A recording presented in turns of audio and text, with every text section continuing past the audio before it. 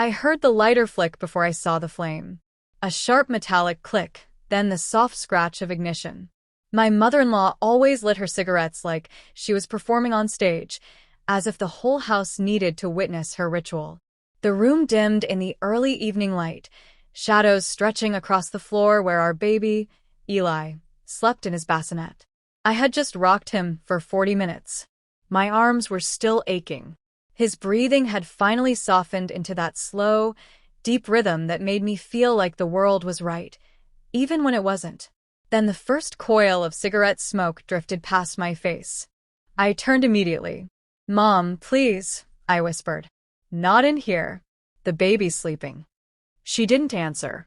She just exhaled, long, slow, dramatic, letting the smoke spread toward the ceiling like she was blessing the room with it. Her lips curled into that same smirk she always wore around me. That you don't matter here kind of smirk. I took a breath, kept my voice steady. "Please. You can smoke outside. It's not good for him." Behind me, the bassinet rocked lightly as Eli shifted, disturbed by the smell. And then came his voice. My husband, Daniel. He stormed into the room like I'd insulted the Queen of England, not simply asked his mother to step outside for a cigarette. "What the hell is your problem?" he barked. I froze. His voice was loud enough that Eli fluttered awake with a tiny whimper. I instinctively stepped toward the bassinet, placing a hand on the side to steady it. "I just asked her not to smoke near the baby." "Shut up," he snapped. The words hit harder than they should have. I looked up, stunned. His face was twisted, red with a rage I didn't understand. His fists curled at his sides. I could feel the heat of embarrassment rising in my chest, even though I'd done nothing wrong. "You always complain," he continued, stepping closer. "Always whining. You stink worse than smoke." His mother snorted with amusement. Actually snorted. "Daniel," I whispered, because Eli was waking up now, his mouth stretching into the first forming cry. I didn't get to finish. His hand came fast. A sharp crack echoed through the room. My head snapped to the side. My cheek burned. For a second, everything blurred, like the world had frozen but my hearing hadn't, because I could still hear the quick intake of breath from somewhere behind me. Maybe mine. Maybe the baby's. The taste of metal filled my mouth. But what I remember most clearly wasn't the slap. It was his mother's face. The way she leaned back in the chair, smoke curling lazily from her lips, her smile spreading like she'd been waiting for this moment. A smirk of satisfaction, as if I'd finally been put in my place. Daniel stepped back, shaking out his hand like I had hurt him. Eli began to cry for real now, a piercing, panicked scream. I pressed a palm to my cheek, not to soothe it, but to ground myself. I didn't cry. I didn't yell. Something inside me simply went quiet. All the noise in my head disappeared at once. Daniel grabbed a beer from the dresser, cracked it open, and muttered, "Next time, don't disrespect my mother." His mother flicked ash into an empty coffee cup. No one reached for the baby. No one cared, he was screaming. Except me.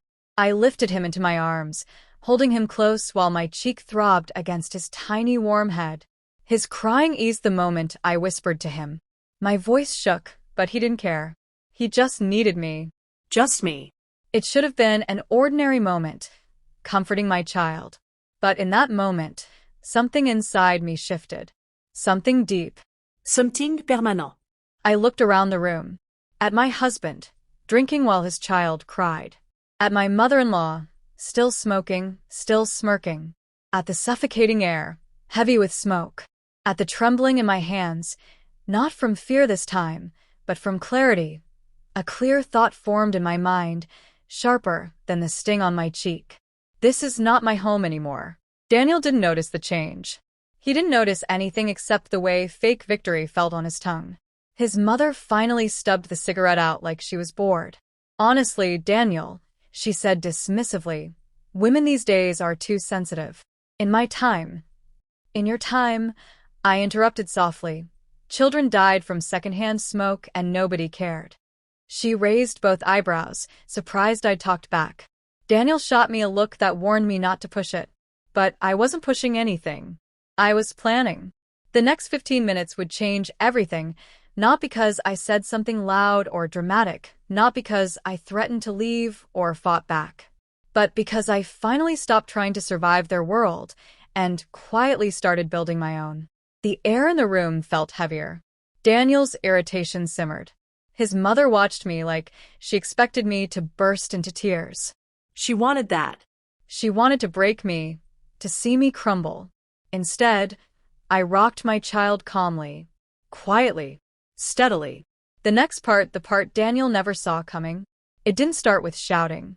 It started with silence. A dangerous, decisive silence. I laid Eli back in his bassinet once he'd calmed, making sure he was safe, swaddled, and warm. And then I turned around. "Daniel," I said quietly, "I'm taking the baby to the other room." He laughed. "You're not going anywhere. Sit down." His mother nodded approvingly. But I didn't sit. I didn't argue. I didn't ask. I simply walked. Slow steps. Measured steps. He didn't chase me. He didn't think he needed to. But as I stepped out of that smoke-filled room with my baby in my arms, I crossed an invisible line, and somewhere deep inside me, a door opened, a door that would not close again. Something was coming. Something he would never expect, and it would begin exactly 15 minutes after the moment he slapped me. I closed the door behind me slowly, careful not to wake Eli again. The hallway felt colder than the room we'd just escaped, but the air was clean, no smoke, no voices, no smirks. Just silence. It was the kind of silence that lets you hear yourself think for the first time in a long time. I laid Eli inside the portable crib in the spare bedroom, keeping one hand on his chest until his tiny breath settled. His eyelids fluttered, then relaxed. He slept with the innocence of someone who didn't know the world could be cruel. I envied him for that. My cheek still pulsed where Daniel's hand had landed. The skin was hot, tender. Every heartbeat made it sting again. I brushed it lightly with the tips of my fingers, not to soothe the pain but to remind myself it had happened, that I wasn't imagining it, that I hadn't blown anything out of proportion.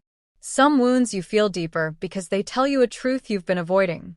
I stood there for nearly a full minute, silent, still, breathing.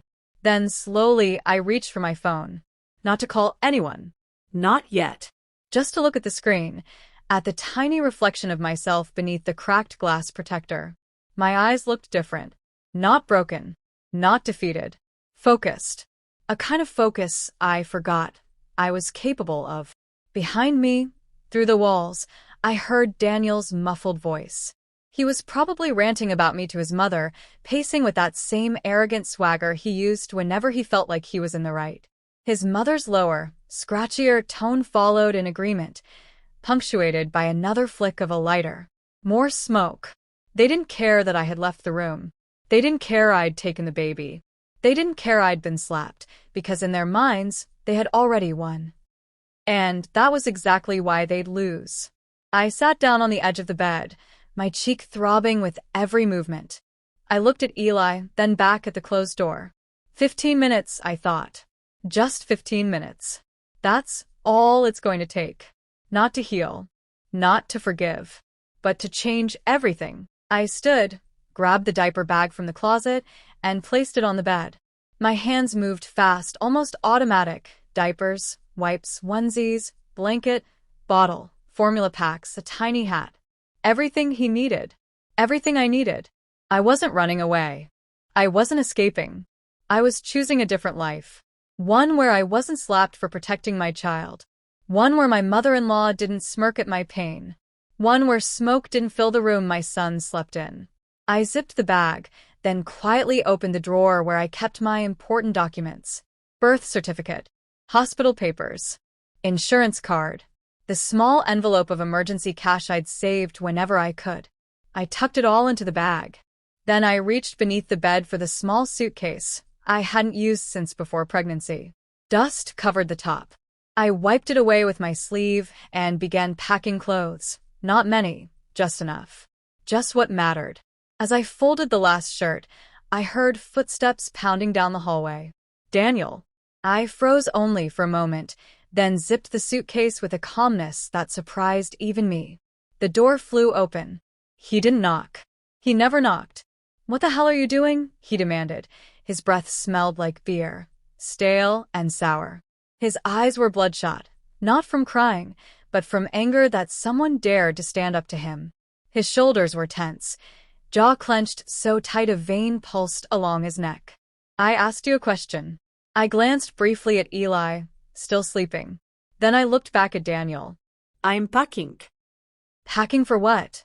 He laughed harshly. "Where do you think you're going?" "Away from here." He scoffed like I'd told the funniest joke on earth. Yeah, sure. "You're not going anywhere. Put that stuff back." "No," the word fell simple and clear between us. His mother appeared behind him, leaning on the doorway frame like it was a stage prop. Smoke hovered around her face, even though she wasn't holding a cigarette. "Oh, she's being dramatic again," she said with a bored laugh. "She'll get over it." Daniel nodded. Exactly. "So stop acting crazy. You made my mom upset. This is your fault." "My fault," I repeated quietly. "Yeah," he snapped. "You embarrass me. You always want things your way. You're lucky I haven't kicked you out already." Something about those words changed his face instantly. He saw it too. My expression didn't show fear. Not anymore. It showed something else. A certainty he wasn't expecting. "You're lucky, Daniel," I said softly, "that I didn't leave sooner." He stepped forward fast, grabbing my arm. "You're not taking my son." I didn't pull away. I didn't flinch. "Move your hand," I said. "And what if I don't?" The answer came before I spoke it. Because that was the moment, the 15-minute mark, that everything shifted. A loud knock blasted through the house. Not a polite knock. A strong, deliberate, official knock. Daniel froze. His mother straightened up. Smoke caught in her throat. Another knock. "Police. Open the door." Daniel's face drained of color. "What the?" He glared at me like I'd committed the worst betrayal imaginable. "What did you do?" I lifted my chin slightly. My voice was soft but steady. "I did what any mother would do." His grip tightened for a second, then loosened in panic. He pushed past me and stumbled toward the front door.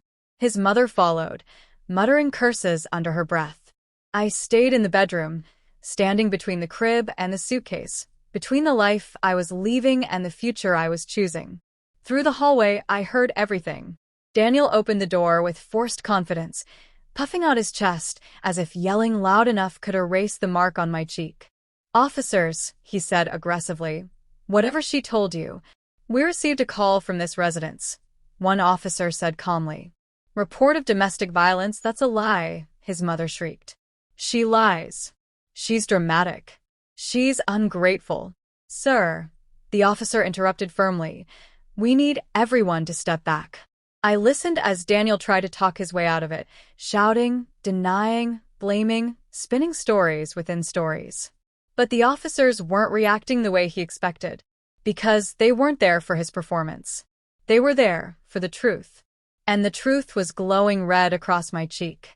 One officer asked, "Where is your wife?" Silence. Then footsteps approached the bedroom door. I didn't move. I didn't hide.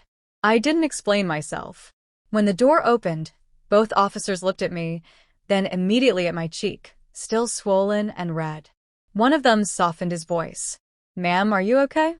I nodded slowly, though we all knew the answer wasn't simple. "Do you want to press charges?" the officer asked carefully. "You don't have to decide right now. But we need to know if you feel unsafe." Before I could answer, Daniel burst into the room. "She's lying," he yelled. "She hit herself."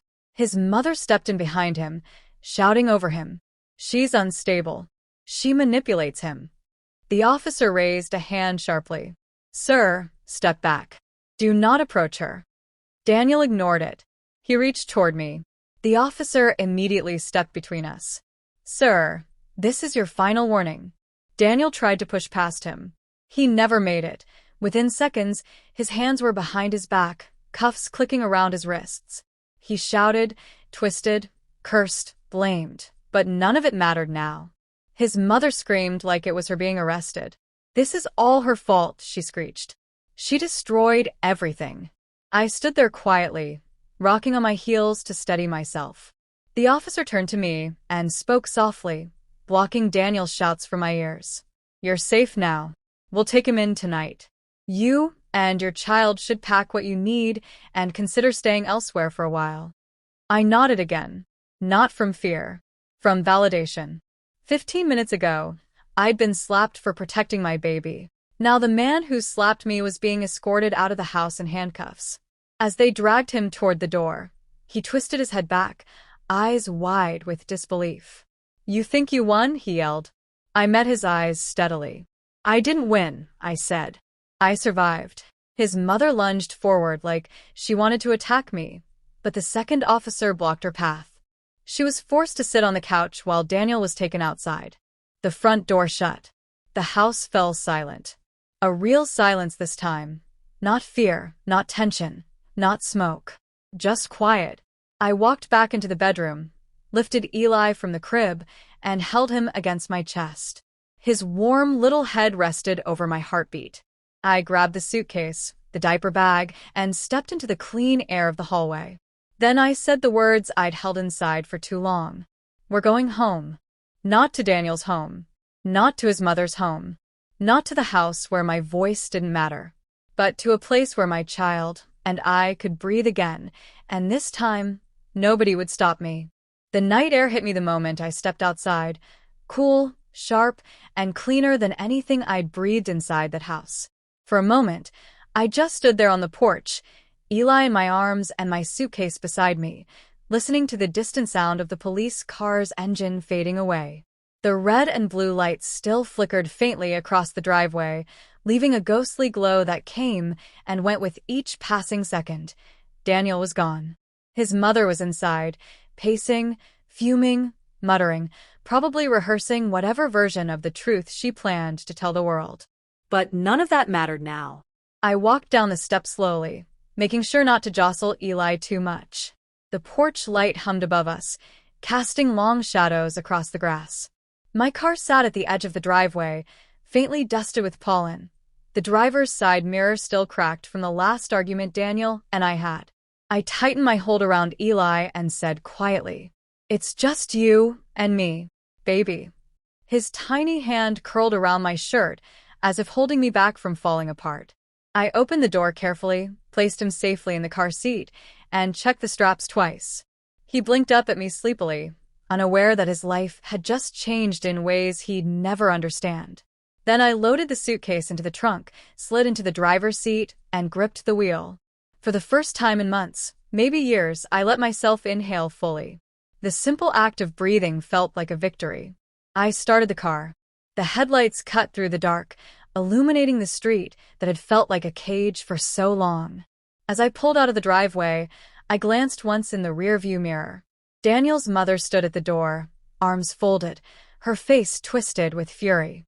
She opened her mouth, probably to scream something, an insult, a threat, a curse, but I rolled up my window and drove away before a sound escaped.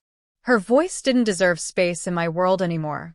The neighborhood passed by in slow, quiet motion, streetlights glowing softly, houses dark, kids' bicycles resting on lawns. Everything looked peaceful, ordinary, normal, a normal I had forgotten existed. Eli's soft breathing filled the car, grounding me. I kept glancing back, making sure he was safe, that he was really there, that this wasn't another moment Daniel would ruin. I was halfway down the main road when the weight of everything started to catch up with me. My cheek throbbed again. My hands shook on the wheel. The realization washed over me like cold water. I did it. I actually left, but leaving was only the beginning. Where would I go? How would I start over? What would I do tomorrow and the next day and the day after that? A part of me wanted to pull over and cry. Another part wanted to scream until my throat burned. But neither feeling won. Instead, something steadier rose inside my chest. Determination. I knew exactly where I was going. I drove another 15 minutes until the houses grew smaller, the trees taller, and the traffic thinner. The city lights disappeared behind me as I entered the quieter side of town. I turned into a familiar driveway, one lined with lavender bushes and a small wooden fence painted light blue. My aunt's house. The person who'd held my hand during labor. The one who brought homemade soup when Daniel stayed out drinking instead of helping. The one who whispered, "You don't deserve this." Every time she saw bruises, I tried to hide under long sleeves. I parked the car and sat there for a moment, letting her porch light wrap around me like a blanket. I lifted Eli out of his seat and carried him toward the front door. My hands trembled as I knocked. It was late, almost midnight. I didn't know if she would wake up or if I was about to cry on her doorstep like a lost child. But the door opened almost immediately. She looked at me, my swollen cheek, my red eyes. Eli clutched against my chest and didn't ask a single question. She just whispered, "Come in." And I did. The warmth of her house spread through me immediately. The smell of vanilla candles, the soft hum of the heater, the faint tick of the clock on the wall. Everything felt safe. Safe. A word that suddenly meant more than oxygen. She led me to the couch and sat beside me as I gently rocked Eli, who had fallen back asleep against my shoulder. "What happened?" she asked softly. I didn't speak for a long moment. My throat was tight. The words stuck like thorns. Finally, I exhaled everything in a single sentence. "He hit me." Her expression changed instantly, from worry to anger to heartbreak. "Where is he now?" "Arrested." My voice cracked on the word. "I called the police." "Good." Her tone sharpened. "You did the right thing," I nodded, tears finally spilling down my cheeks, not from the pain of the slap, but from the freedom that came after it. She touched my back gently, guiding me to lean against her shoulder. "You're not going back," she said firmly. It wasn't a question. It was a promise. No, he whispered. "I'm not." "What about his mother?" I shook my head. She smirked when he hit me. My aunt inhaled sharply, heartbreak mixing with fury. "Then you made the right choice, sweetheart. You protected your child. You protected yourself. That's what mothers do." I closed my eyes and let those words settle inside me. For the first time, I believed them. She helped me settle Eli into a portable crib in the guest room, then handed me a cold compress for my cheek. I pressed it gently against my skin, wincing as the sharp pain turned into a dull ache. "Stay as long as you need," she said. "This is your home now." Home. Another word that suddenly felt new. I tried to sleep, but my mind kept replaying everything. The slap, the smoke, the smirk, the police lights, Daniel's shock as he was taken away. I knew this wasn't over. He would call. His mother would lie. People would choose sides. The story would twist. But for tonight, I was safe. Around 3 a.m., Eli stirred. I lifted him, fed him, and rocked him gently until he drifted back into dreams. In the dim light of the lamp, I whispered, "I promise you'll never grow up watching people hurt each other. Not in our home. Not in your life." When he slept again, I finally allowed myself to lie down. Morning came slowly, gold sunlight creeping through the curtains, birds chirping softly outside, the smell of coffee drifting down the hallway. I opened my eyes and remembered where I was and where I wasn't. I wasn't in that smoke-filled house. I wasn't with a man who thought pain was power. I wasn't someone's victim. I was a mother, a survivor, a woman rebuilding. My aunt knocked gently on the door and entered with a warm smile and a cup of tea. "You should call the police station today," she said softly. "Get information. Ask what happens next." I nodded. "I will." "And a lawyer," she added. "I know someone good. I'll talk to them. You'll need to tell them everything." I swallowed. "I know." She hesitated. "Are you scared?" I thought for a moment. "Yes," I said honestly. "But not of leaving. Not anymore." "Good." She exhaled. "Because he's going to try to get control back. Men like him always do. You need to stay strong." "I am," I whispered. "For Eli. Especially for him." The rest of the morning passed quietly. I fed Eli breakfast, changed him, held him, kissed the tiny fuzz on his head. My aunt packed me a small basket of food, made me a list of support organizations, and typed out the lawyer's number. And then my phone rang. "Daniel." I stared at the screen as it vibrated violently on the table. My aunt glanced over. "Don't answer." "I won't." It rang again. And again. Finally, he left a voicemail. Then another. Then another. His tone shifted each time. Angry, begging, accusing, crying, threatening, apologizing, blaming. A cycle I knew by heart. I played none of them. I didn't need to. By noon, the police station called instead. "Ma'am, your husband is asking for bail. We need your statement before the hearing." "Okay," I said. "I'll come in." "Are you somewhere safe?" "Yes." "Are you planning to return home?" No. "Good," the officer said gently. "We just needed to know." I hung up, held Eli close, and took a deep breath. This was just the beginning, but for the first time, the beginning didn't terrify me. It empowered me. I packed the diaper bag, grabbed the car keys, and kissed Eli's forehead before placing him in the car seat.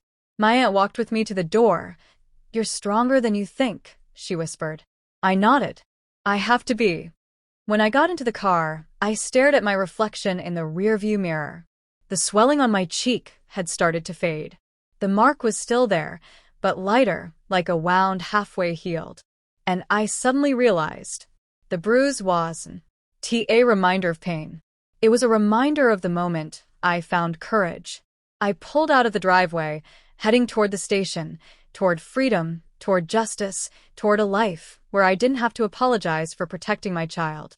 As I drove, Eli made a soft, content sound from the back seat. I smiled.